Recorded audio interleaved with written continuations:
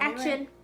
Hi, my name is Kriya Dunlap, and we're going to go through a simple water extraction for plants.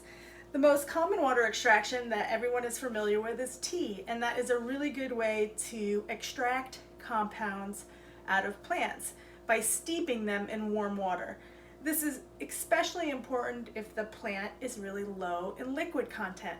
Other plants have a lot of liquid in them, so you don't need to do anything other than to collect the liquid out of them, and that's your plant sample. Some examples of that, very simply, would be your citrus fruits or fruits like that, where all you'd have to do is cut your sample,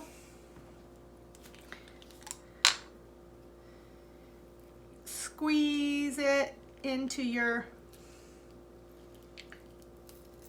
vial, such as that, and you could fill it right up, cap it,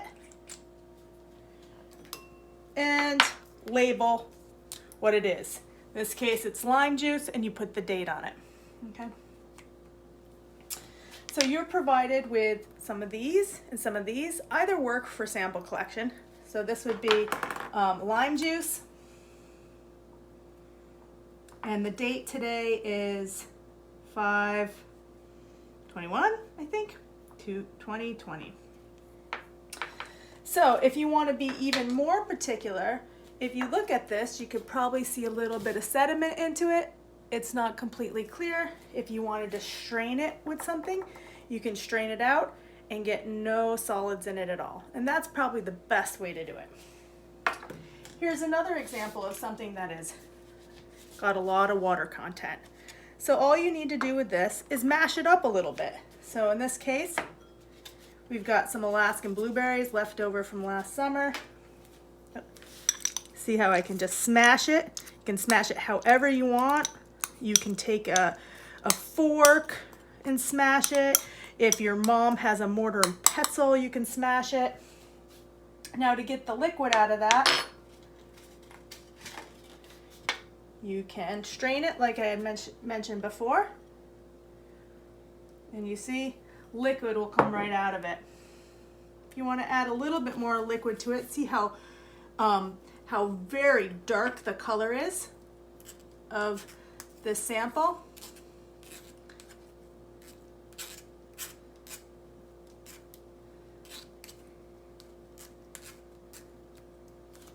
Now you don't even have to add any more water to that if you don't want to. You can just add that right in. It's already nice and strained. Or if you want to dilute it a little bit, you can take one of these transfer pipettes that are provided in your kit. You can dip it in some water, squeeze it, dip it in some water. Works just like a turkey baster, and drop it in there and dilute it. Maybe a couple droplets of it. You can see your extract is still very dark. Again, you can just collect it in one of your vials, and there you have a nice sample. Once you've collected a sample, make sure you always label it, and then stick it in the refrigerator for later analysis when we do the antioxidant test and the anthocyanins test. So this is blueberry, and it is 5/21/2000.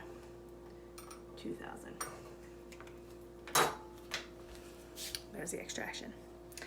Things that are a little bit more complicated would be things that have very low content, water content.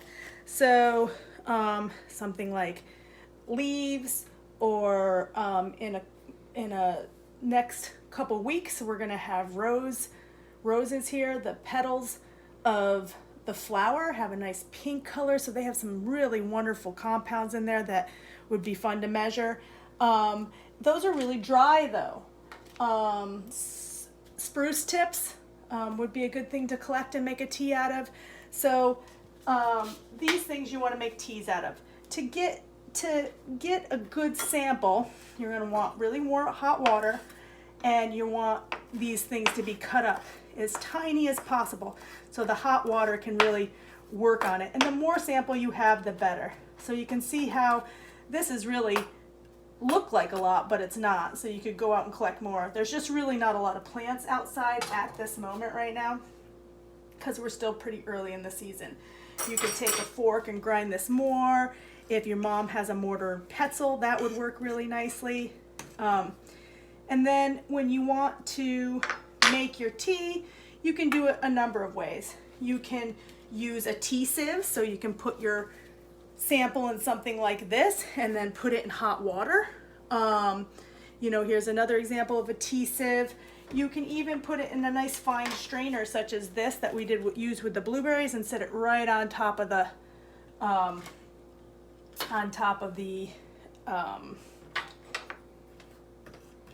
glass or your mug that you have.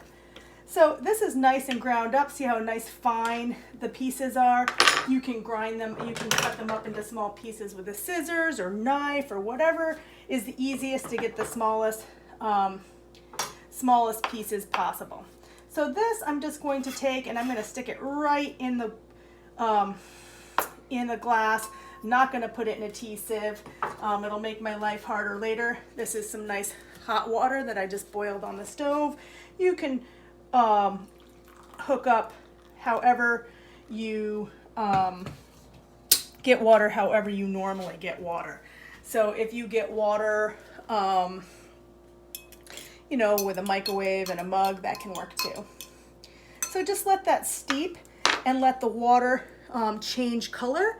You can see that it'll slowly change a light green. You're going to want to then strain those leaves out of there, or take one of these transfer pipettes that I showed you before and just suck the liquid out of it and put that in your sample. You can do a plant extraction from anything. You can do a plant extraction with your peas, where you can grind those up just like we did there, and you know, just like we did, grind them up, get some of that juice out of there, stick it in a little container and let it steep with some hot water, and that will start steeping those extracts out. And then just take the liquid and put it in a vial, label it, and there you have it, a plant extraction. This time of year, one thing that we are getting, or we're just finished getting, was birch sap. So we got birch water. You could test just the birch water without doing anything but filtering the stuff out. Or in our case, we boiled it down when we made some syrup, so you can test the syrup too. That's a liquid. So that's it for now, and have fun exploring, foraging, getting plants, and making water extractions.